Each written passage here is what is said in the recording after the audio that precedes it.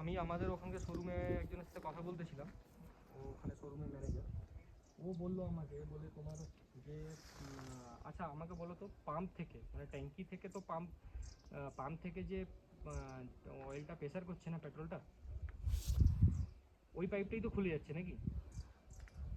তো ওখানে যে ফিউল ফিল্টারে যে 3খানা পাইপ লাগানো থাকে না, ওর মধ্যে ও আমাকে বললো, বলে আরেকটা পাইপ আছে যেটাতে ফিউল ট্যাঙ্কিতে আবার ব্যাক করে, ওর লকটা এটাতে লাগিয়ে দাও, কারণ বলছে ওটা বেশি পাম্প করে যেটা, ওটাতে প্রেসার প্রচুর থাকে, আর যেটা ব্যাক করে ওটাতে প্রেসার কম থাকে, ওটা মনে হয় ও ঝেলে নেবে। এখন উল্টো করে গাড়িতে লাগিয়ে তুমি ফিটিং করে দিয়েছিলে? আচ্ছা, মানে ওই পাইপটাকে ঘুরে দিয়েছিলে? তাহলে গিয়ে আজকে একবার ট্রায়াল মেরে দেখি নাকি।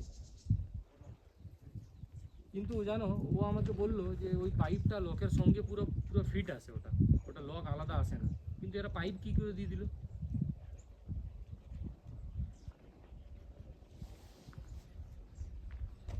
ওইটাই ভাবে তো আমি আর কিছু বললাম না, পাইপ মানে পুরো সেট লকের সঙ্গে, খালি ওভারের পাইপ দুটো পাঠিয়ে দিল।